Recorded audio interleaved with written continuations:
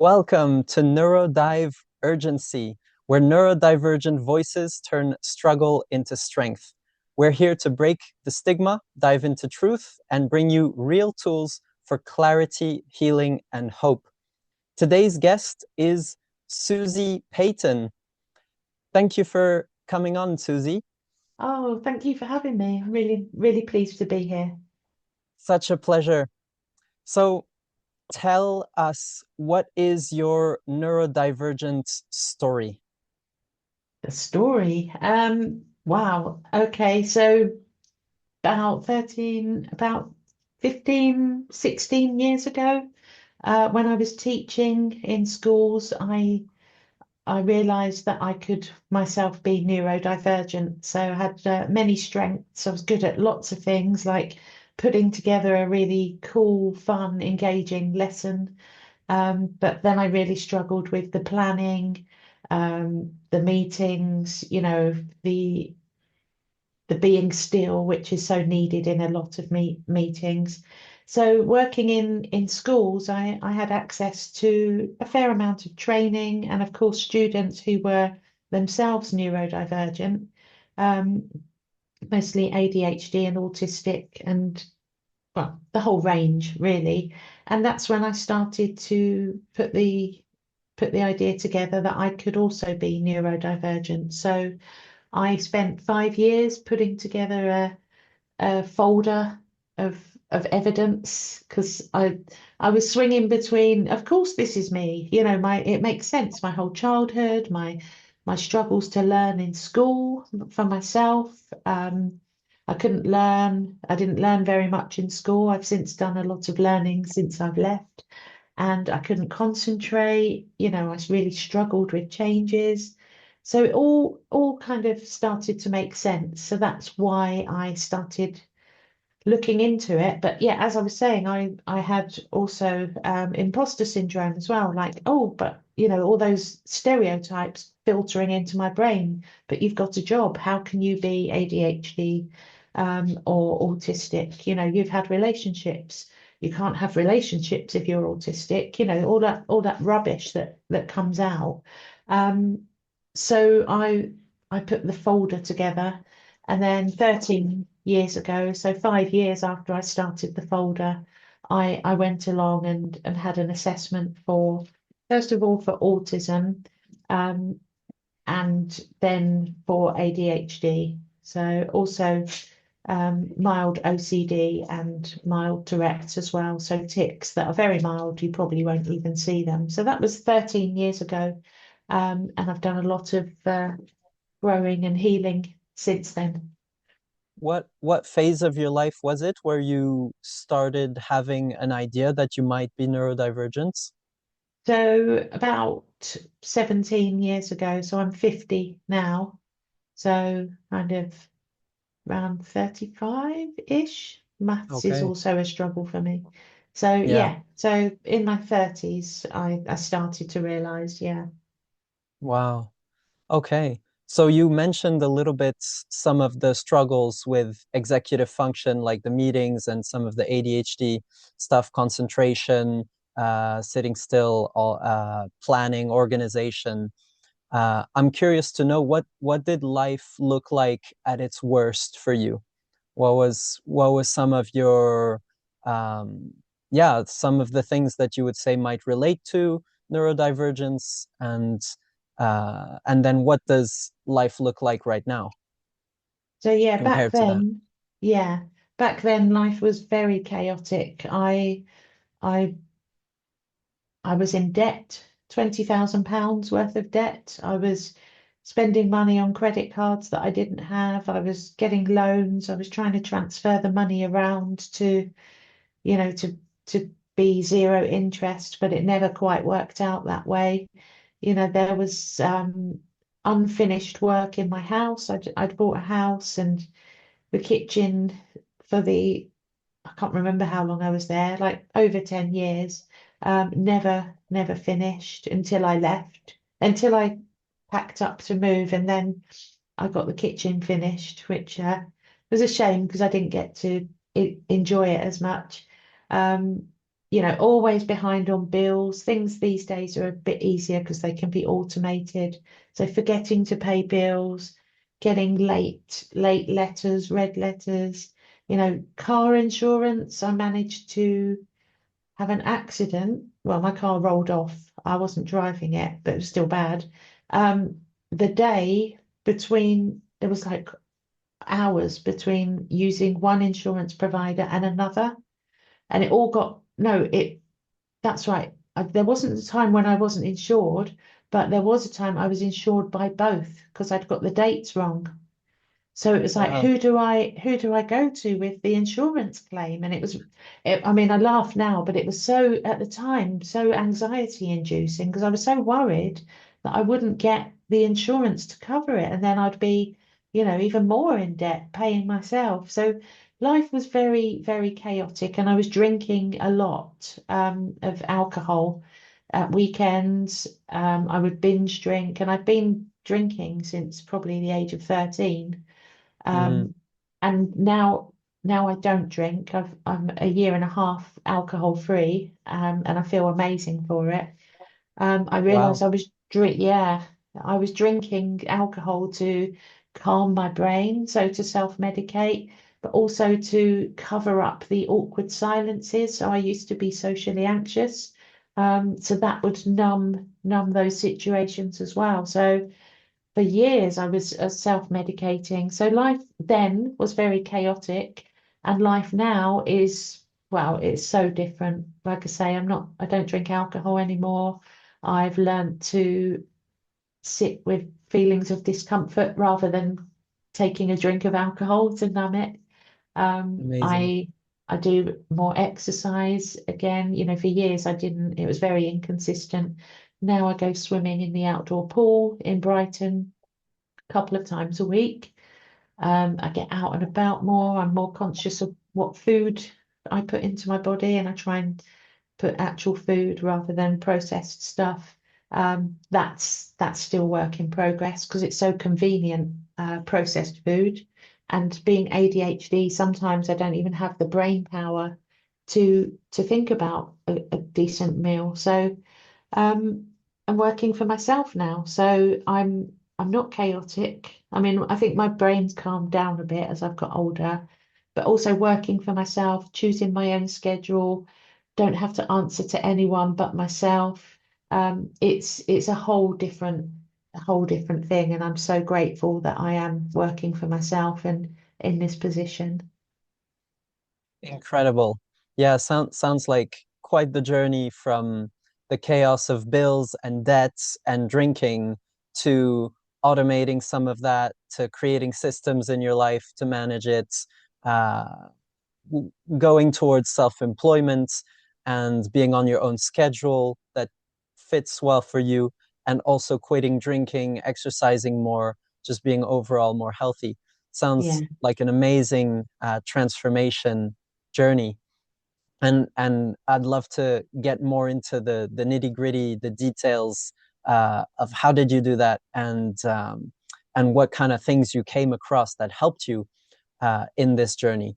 But before getting into that, I want to ask you, if I was the version of you from 20 years ago that was struggling with the debt or the drinking or any of the, whatever version of you can imagine, what would you, with your wisdom from today, want to say to me right now? I would say go easy on yourself. Because I was very harsh on myself, as are a lot of people I work with. I work with neurodivergent people, blaming ourselves and shaming ourselves. I think shame was a big issue which kept me, A, from speaking up about how I felt, and B, from kind of talking about being neurodivergent. I was very ashamed. So I would say, there's nothing wrong with you. You are a perfect human being as you are. You have struggles in some areas, and you have real strengths in other areas, and all of that is okay.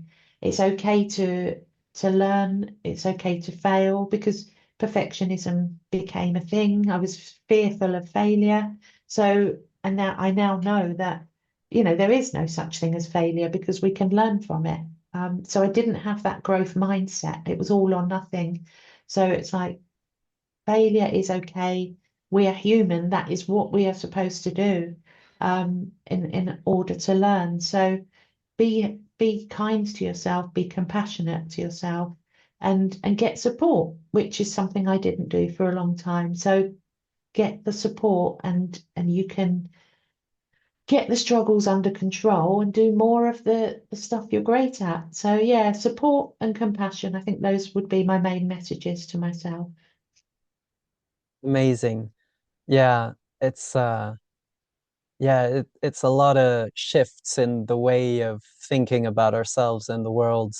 Yeah. We do need to embrace failure and not beat ourselves up, keeping stuck in these negative emotional cycles. Rather, just learn from it onto the next thing, and that's how we grow. Yeah. Yeah. And one more thing is if I'd known back then, like a really simple way of not worrying, because I was very anxious, would be about coming back to the present moment over and over again.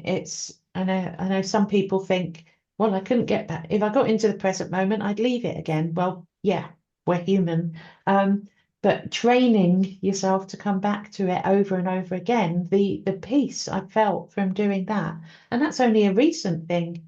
It's like all the chains have been taken away from me. It's amazing, and that's a lot due to Eckhart Tolle. I've been listening to a lot of his stuff, and wow, I'm so grateful for that guy. Yeah, that spirituality, presence, calming the mind is so powerful for mental health, not just from a woo-woo perspective, from an actual scientific perspective as well. Yeah, yeah. Yeah. Did you want to say something else? I don't think so. Oh, so tell me more about what the journey was like from back then until now. What kind of tools did you encounter? What kind of experiences, trainings, big shifts did you go through? Yeah, all the clarity and tools that helped you either reframe your neurodivergence or actually get to better skills and better systems and or healing that's led you to the place where you are now. Yeah, I think the overriding thing is self-acceptance. This is who I am. This is what I'm good at. This is what I struggle with. And that's just the reality of the situation. So 5 years ago, when the pandemic came along, I was working for a charity called the YMCA, and I was furloughed, so I didn't have to go into work, but I still kept my job. So I was very fortunate in that way. And that's when I decided to retrain as a life coach.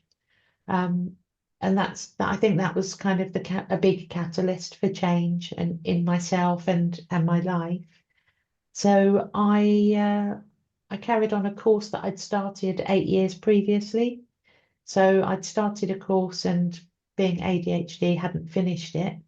But no, I did finish it, and I was having practice clients online, and I was absolutely loving it. And that was the moment when I thought, this is what I want to be doing. I don't want to be going back out to work. So got my qualification, which was amazing. I was teaching oh, I've got some feedback there.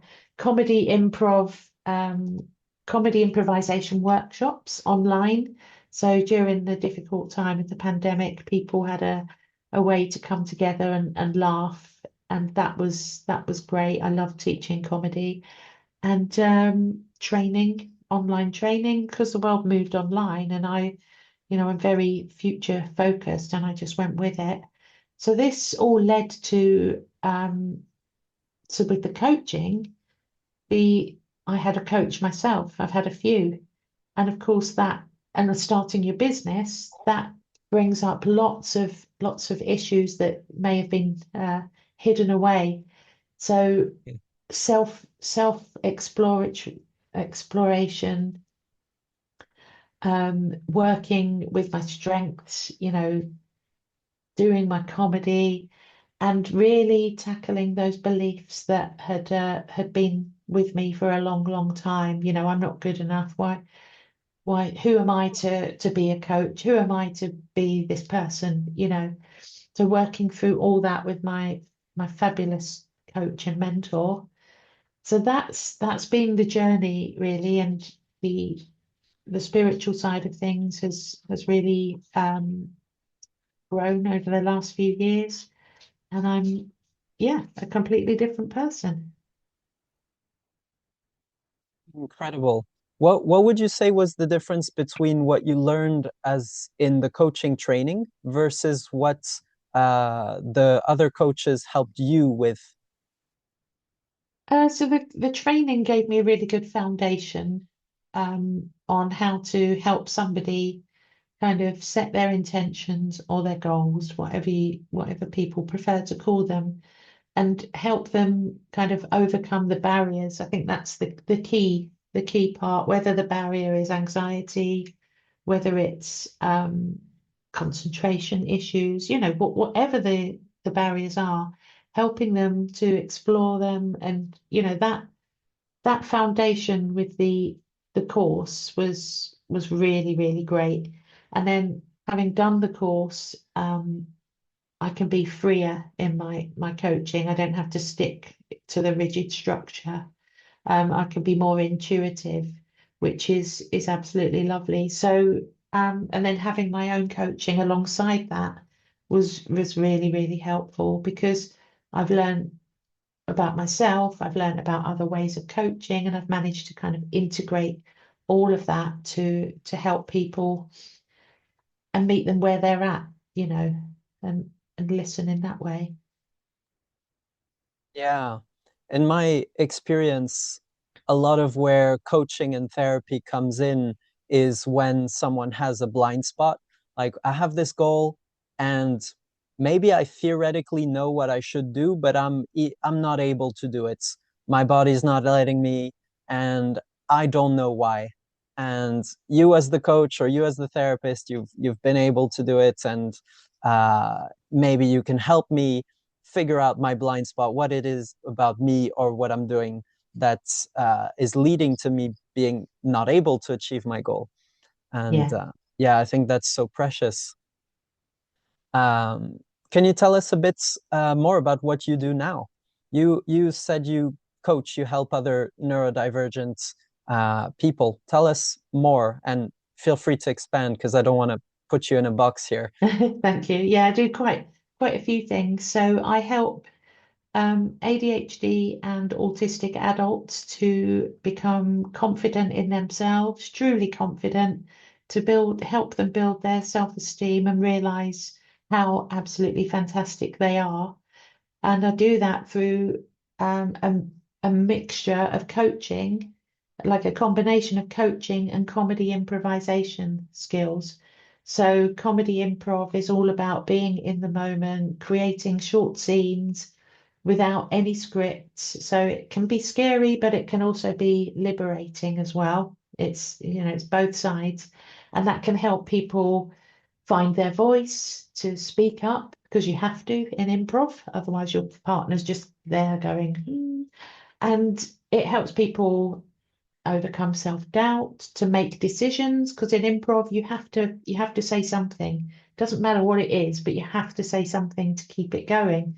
So being bold in your decisions and taking those steps. So it really does help in everyday life situations. People come away from this type of coaching and they're having more conversations, they're feeling less anxious, their inner critic. So we do a lot of work on the inner critic and helping people realize that that's not always the truth. Don't say this, you'll sound silly. That used to be mine. So I never used to speak up. But I didn't know that that voice wasn't the truth. I thought it was. And so many people do. So we explore that, unpack that, and we work with the inner critic. It's there for a reason. It's trying to keep us safe. So we don't shout it down or tell it to go away, but we reassure it. We're okay. I'm doing this and we're going to be okay. That kind of self-kindness and compassion. So that's the coaching side of things, which I absolutely love. And I'm a public speaker and author. So I go into organizations and conferences and I deliver keynote talks and I combine my stand-up comedy skills within the talks. So I do some comedic storytelling, do some audience interaction if they want to, but also while educating how they can support their autistic and ADHD employees and to get the best of them and help them be productive, listened to, and believed. And then I've just co-written a book with Kate Lane Toner called Lost and Found, A Guide to Understanding and Acceptance for Late Identified Autistic Adults. And that's available now in all formats. And we've had some great reviews as well, how it's helping people. So yeah, and comedy workshops. I think that's it. Incredible. Yeah. So public speaking, conferences, working in some corporate environments, author and the coaching with comedy as well. Yeah, That's quite the panoply. And the proof that you don't have to be limited to one thing. I mean, the things all interrelate, of course. I think that's quite a common thing with neurodivergent people is a lot of interest. I mean, I don't know if it's all neurodivergent spectrum, but definitely ADHD is a big one in terms of lots of projects, lots of novelty, trying to tie a yeah. lot of things together and multi-passionates.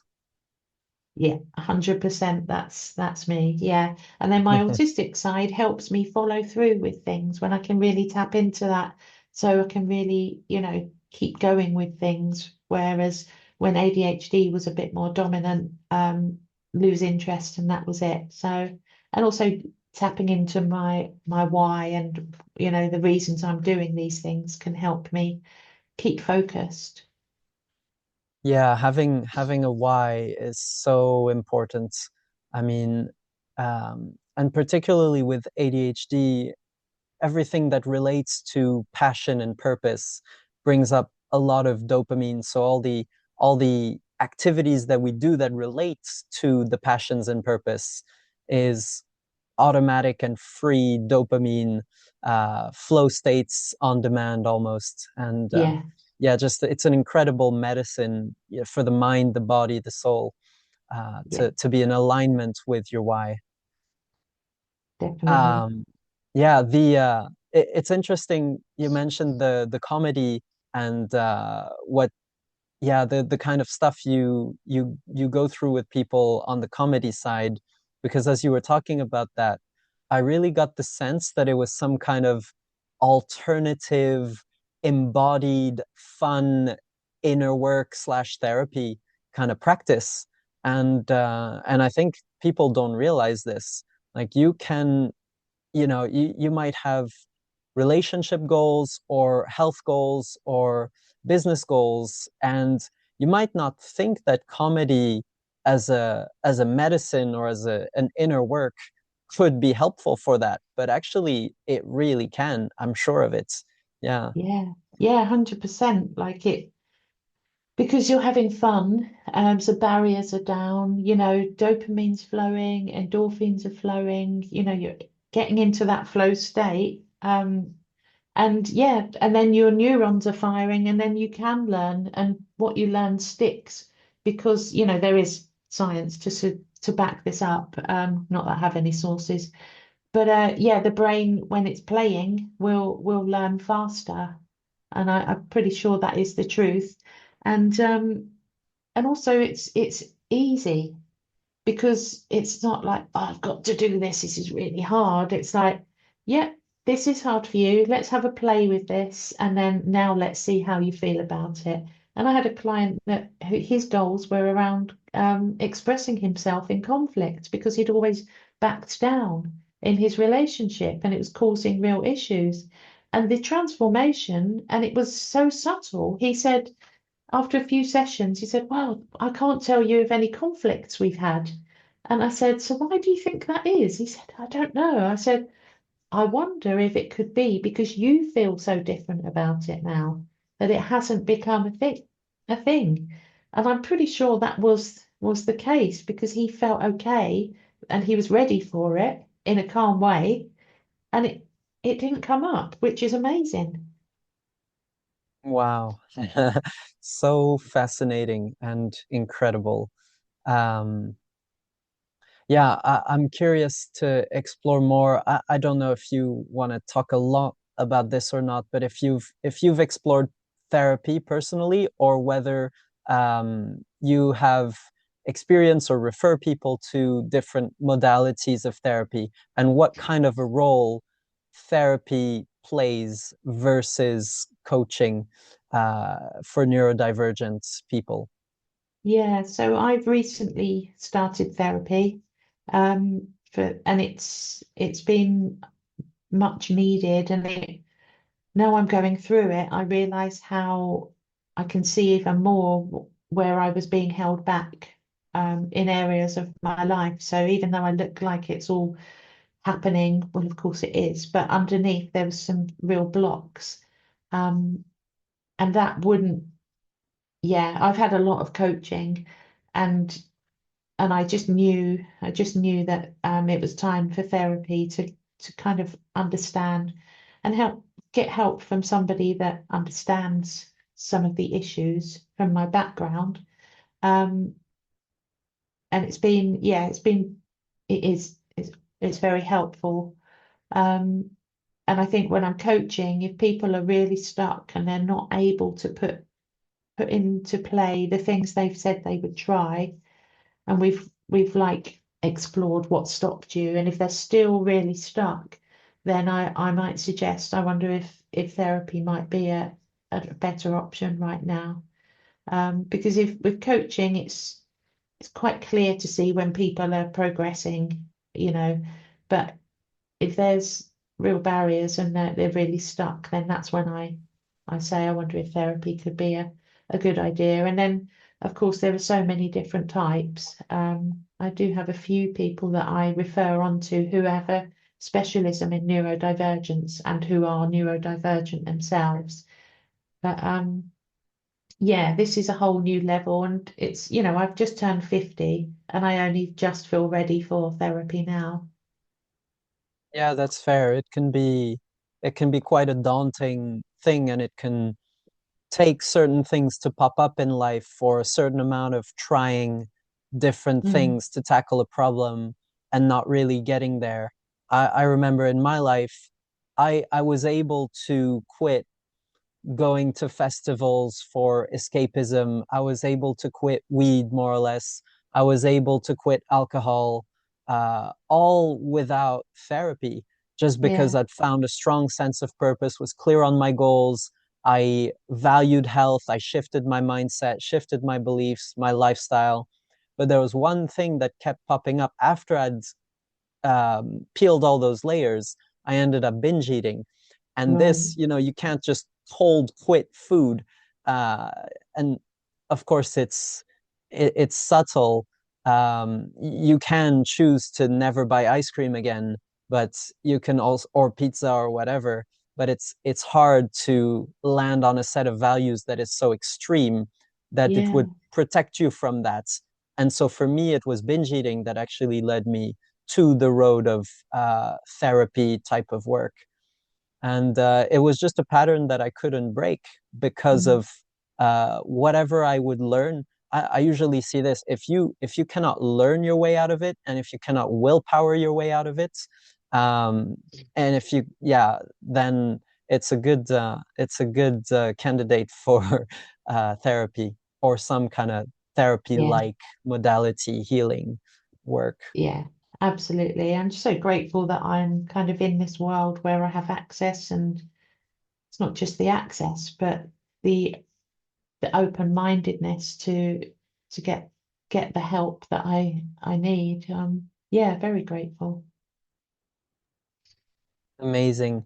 There's a couple of subjects that you mentioned before. You mentioned about drinking, and you mentioned about Eckhart Tolle as well. So I'd love to touch on these subjects if you don't mind. Curious to know Sure. what was the road for you to stop drinking? Like, how did it happen? What were the big milestones or shifts or learnings that led to it? Yeah, so I had some health issues and that's what led to it basically. I had lots of tests and it was a lot of tests because everything, it was all coming back inconclusive. And then eventually um it came down to, so a few years ago.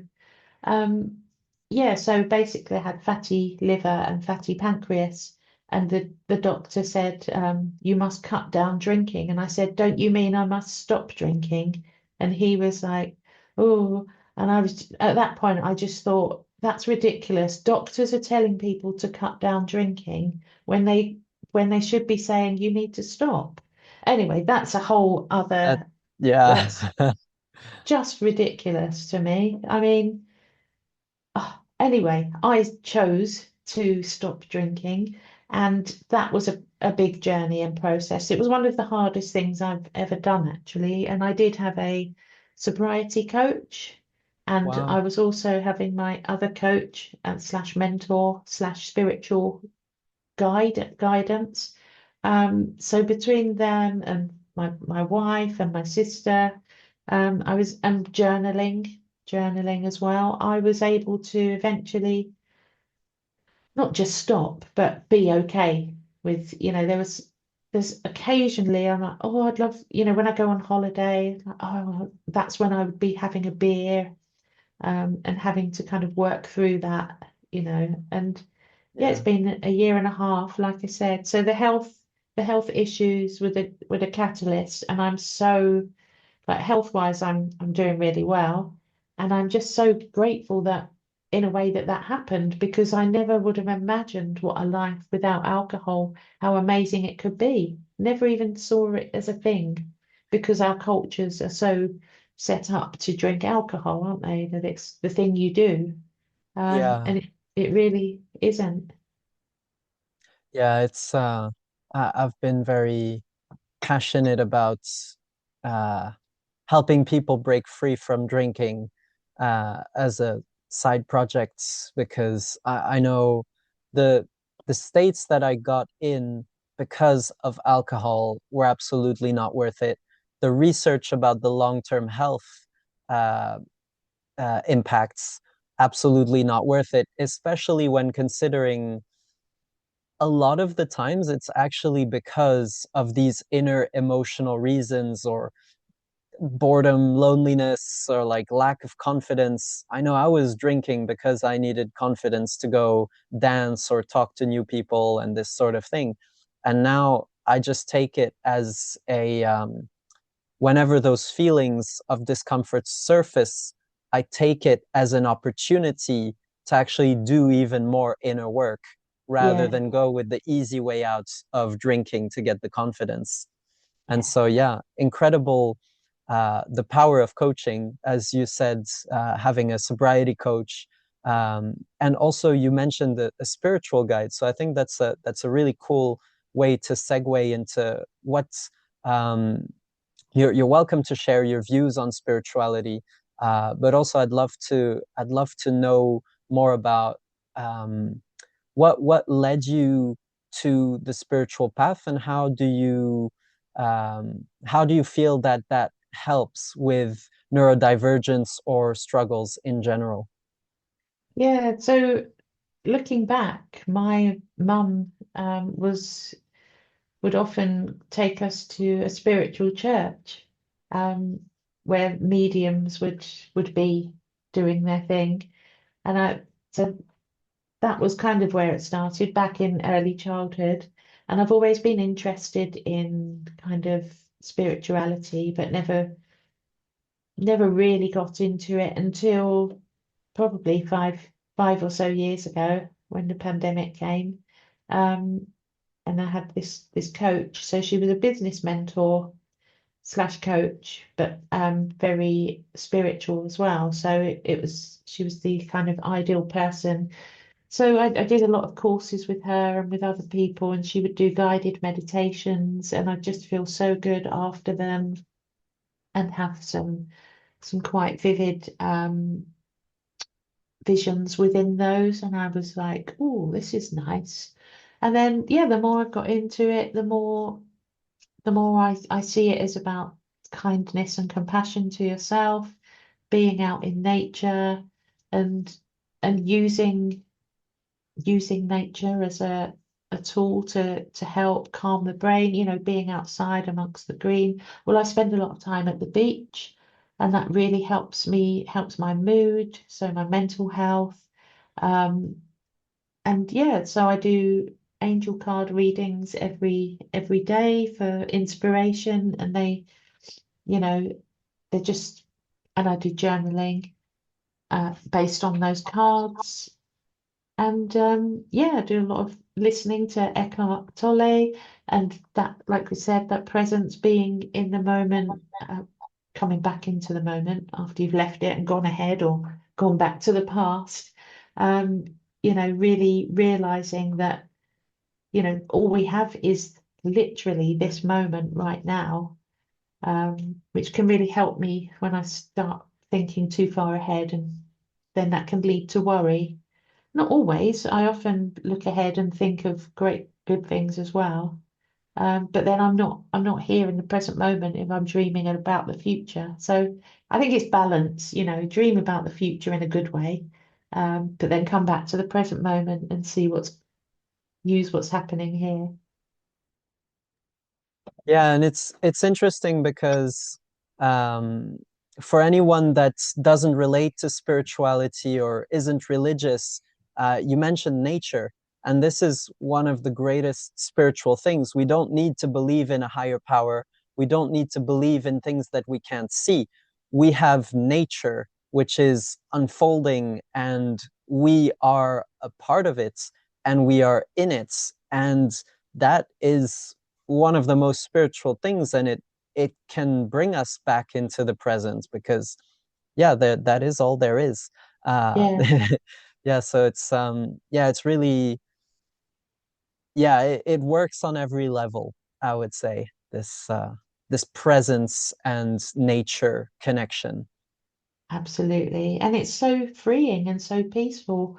It can be, and it's been an absolute game changer for me, and like you say, we are part of nature. And I think humans get so stuck in their heads, don't they, about with all the fears and the ego, um, that we can just forget or not even know about it. So when you do realize what's going on, um, it's like I say, I just keep saying freeing. It's freeing. Amazing. Yeah, and I love that you mentioned journaling a couple of times, because that is one thing that is easy to access. It doesn't cost anything. I mean, buying a journal is a couple of bucks, couple of pounds, couple of Yeah, euros, and pens and pencils are all over the place. So there's yeah. really no excuse not to journal. I'm curious to know if you have any tips for anyone regarding journaling. Like what can someone do with journaling in order to actually change their system, their emotions, rewire themselves from the inside without needing to pay a coach or a therapist or all this? Yeah, I think because sometimes a blank page can be very daunting, can't it? And then perfectionism can come in and say, well, you've got to do this, you've got to do it this way because I read about it. You've got, and then you do nothing. So sometimes I use it, like I say, with the angel cards, and then there's a bit of a prompt there with the angel cards. Like the one I had this morning was speak your truth, for example. So now I'm thinking, yeah, where in my life do I need to speak my truth? And then I might write something like, I speak my truth when, blah, blah, blah. So it doesn't have to be this big, massive, amazing piece of writing. Sometimes if I really don't know what to write, I think, aha, I'm going to write 3 things that I'm grateful for. And I often write, my home in Brighton, going to the beach with my dog, the sea lanes, the swimming pool that I talk about a lot. And then I've done it, so it's about not having huge pressure and expectations. And then other times writing will just flow. And sometimes I write a letter to myself. So Mm, from my like inner mentor, and that's really interesting because that's like, wow, that is the voice I need to be listening to.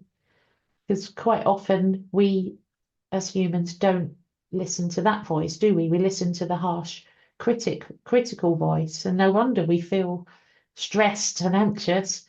But if we can tap into that, and it's as simple as saying, "Dear Susie, I know you're struggling with this, but remember, you're a great person, blah, blah, blah." And the difference in how that feels and the energy is amazing. wow. Yeah, that's powerful.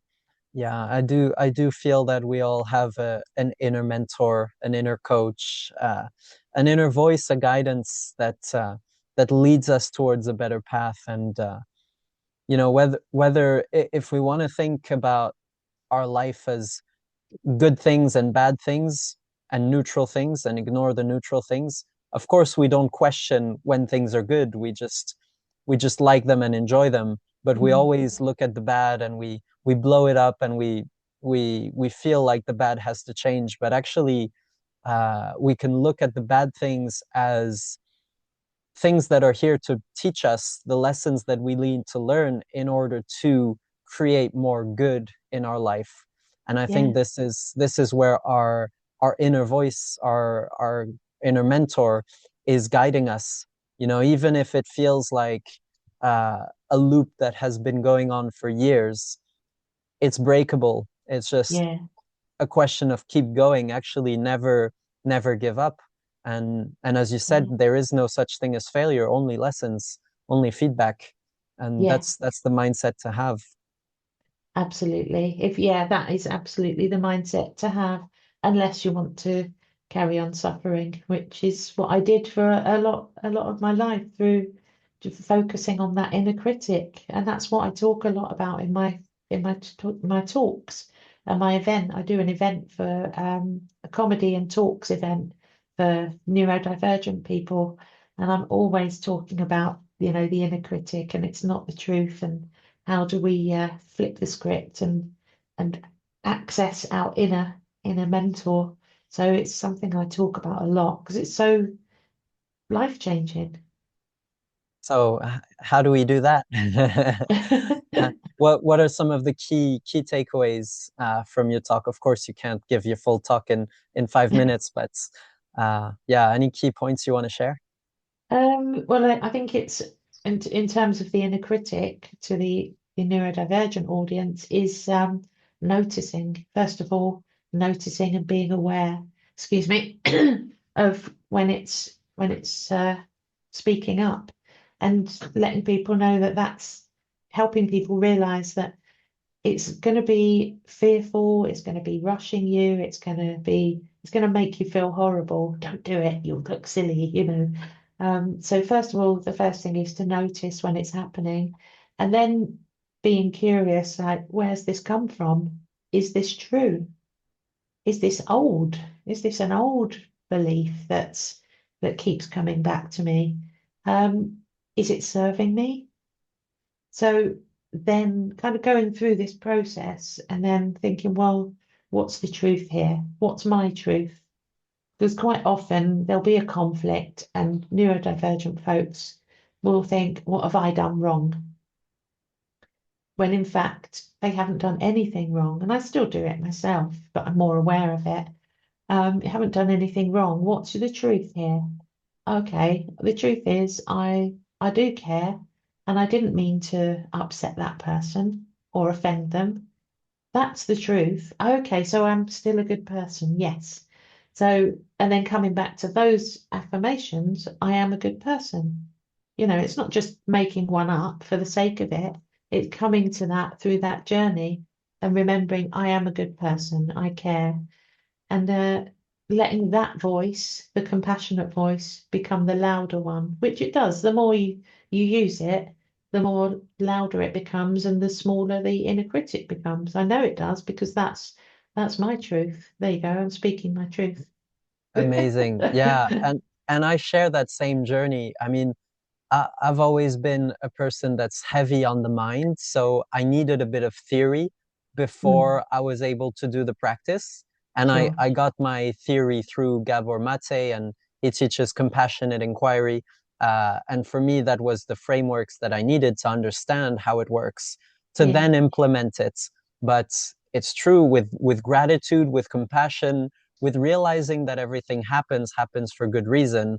Um, we can develop that inner healer really, and it's a skill like any skill. And I yeah, always say, if you have any doubts about your abilities, remember at some point you were a baby that couldn't walk, but yeah, you saw the goal of walking, and you were never going to give up on walking until you got to that goal. So that same mindset, apply it to whatever skill you're learning now.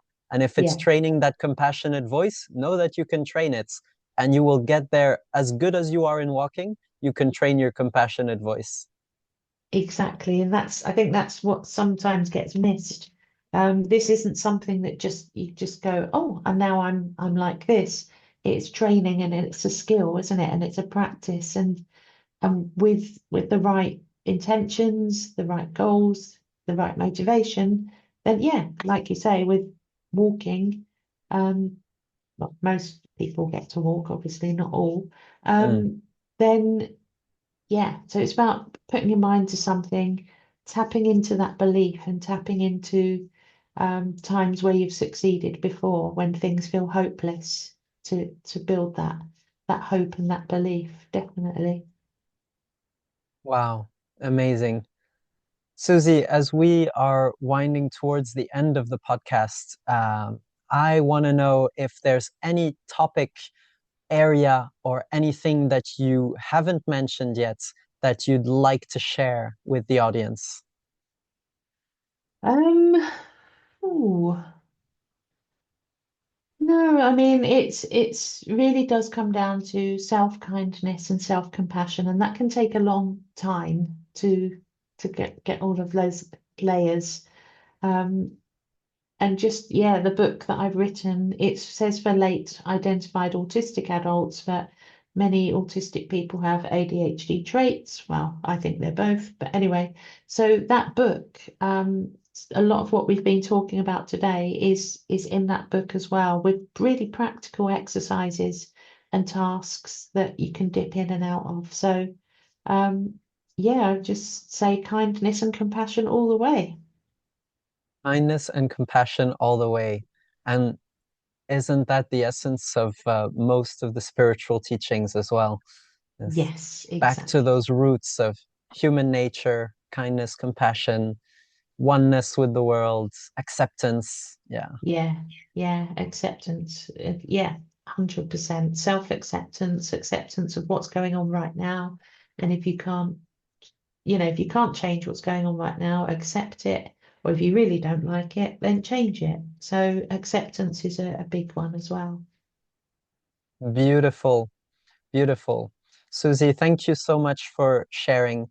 Of course, we have the bio, which will be in the show notes, as well as any links that you'd like to share. But if people want to get in touch with you, want to get in contact, what do you recommend? I think the easiest way is through my website, www.suzipayton.com. You can contact me through there and I will always reply. Super cool. Amazing. Well, Susie, thank you so much for sharing your story, your words of wisdom, and all of these practical, actionable tools for neurodivergent hope and healing. Thank you so much for being on the podcast. Thank you. It's been great. Thank you.